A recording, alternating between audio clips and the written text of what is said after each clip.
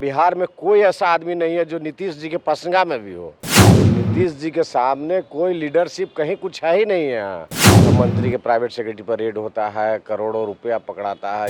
2024 का भी लोकसभा में निश्चित पड़ेगा। अगर यही रहा, इसी तरह का रहा, लोग सामने खड़ा होने की स्थिति में नहीं है कोई बीजेपी में। नमस्कार, मेरा नाम आलोक है। आप लाइव स्ट्रीम देख रहे हैं। बिहार में बीजेपी का हाल बुरा क्यों होते जा रहा है? सवाल इसलिए उठ रहे हैं क्योंकि नेतृत्व करता कोई नहीं है। बीजेपी ने नई कोर कमेटी तो बनाई है, लेकिन असर कुछ नहीं दिख रहा है। इस वक्त बीजेपी के विधायक ज्ञानेंद्र सिंह ज्ञानू हमारे साथ हैं। सवाल आप इन दिनों उठा रहे हैं कि कई सारे बीजेपी के जो नेता हैं वह ठीक रास्ते पर नहीं है, जिसका असर बीजेपी के संगठन पर सियासी पड़ रहा है। देखिए, बीजेपी में सचमुच इधर जब से सुशील मोदी हटे, मंत्रिमंडल का विस्तार हुआ, उसमें सुशील मोदी हटे, उसके बाद से लगभग नेतृत्व विहीन हो गया है। और मंगल पांडे तक अध्यक्ष थे, तो मंगल पांडे अपना ठीक ठाक से काम कर रहे थे। अच्छा संगठन में लोगों को लेके चलना और मेहनत करना, ये सब कर रहे थे। लेकिन अभी फ़िलहाल न कोई संगठन में, न ये में पार्टी में, लेजिस्लेचर में उस तरह का कोई लीडरशिप नहीं है जिससे लोगों में अनुशासन रहे, ये रहे। और मंत्री लोगों का वही हाल है। मंत्री बहुत बन गए हैं ऐसे, चाहे वो कई मंत्री हैं बिजनेस बैकग्राउंड से हैं, व्यापार व्यापार करते थे, अपना ये करके बन गए। कुछ क्रिमिनल बैकग्राउंड से हैं, जो कई केसेज ये रहा है, वो मंत्री बना दिए गए। तो जुगाड़ से ही बने। आधा से ज़्यादा मंत्री तो इसी सब में लगे हुए हैं।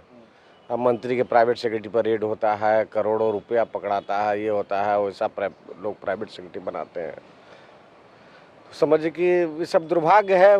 केंद्र हाई कमांड ये सब सोचती नहीं है, अपना छोड़ दी कुछ लोगों पर। और वो यहाँ वो जो जिन लोगों पर छोड़ी विश्वास करके, नरेंद्र मोदी जी, अमित शाह जी, ये लोग स्वच्छ आदमी हैं। इन लोगों ने जिस तरह से छोड़ा लोगों पर विश्वास करके, यहाँ जो प्रभारी बनाया, या यहाँ का जो मामला मंत्रिमंडल विस्तार का हो या और संगठन का मामला, या इन लोगों ने टोटल वेस्टेड इंटरेस्ट में काम किया अपना। कोई जात पात भेदभाव, लाभ हानि सोच के मंत्री बनाया, संगठन बनाया, ये किया।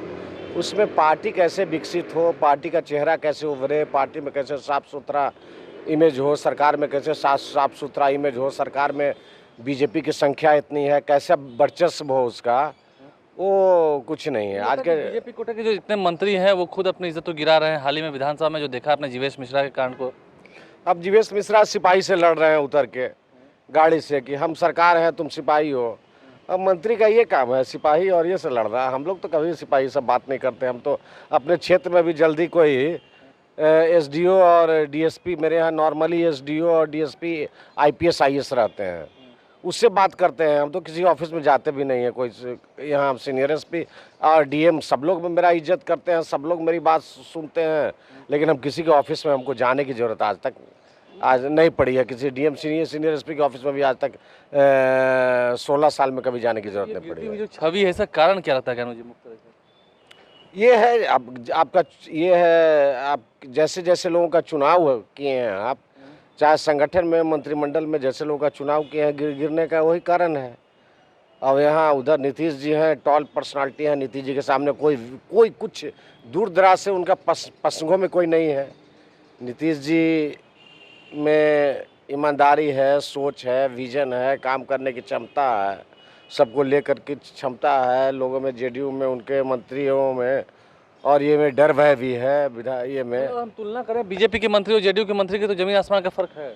निश्चित रूप से जेडीयू में ज़्यादा मंत्री लोग, हम सबकी बात नहीं कर रहे हैं, जेडीयू में भी कुछ लोग हैं गड़बड़, लेकिन ज़्यादातर लोग जेडीयू में लोग हैं अच्छे सोच वाले हैं और प्रभावशाली व्यक्ति हैं, बहुत अच्छे प्रभावशाली, जैसे विजेंद्र यादव हैं, विजय चौधरी हैं। कई लोग ऐसे हैं जो अपना जिनका प्रभाव है अपने ये पे।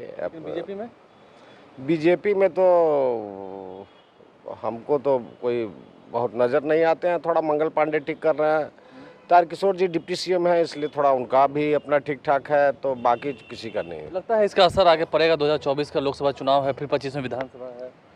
2024 का भी लोकसभा में निश्चित पड़ेगा। अगर यही रहा, इसी तरह का रहा, लोग तो रहा बहुत पड़ेगा। अब अपर कास्ट में भी बहुत नाराज़गी है कि अपर कास्ट में वोट देते हैं, लेकिन हम लोग का कुछ उस तरह का कोई ये नहीं होता।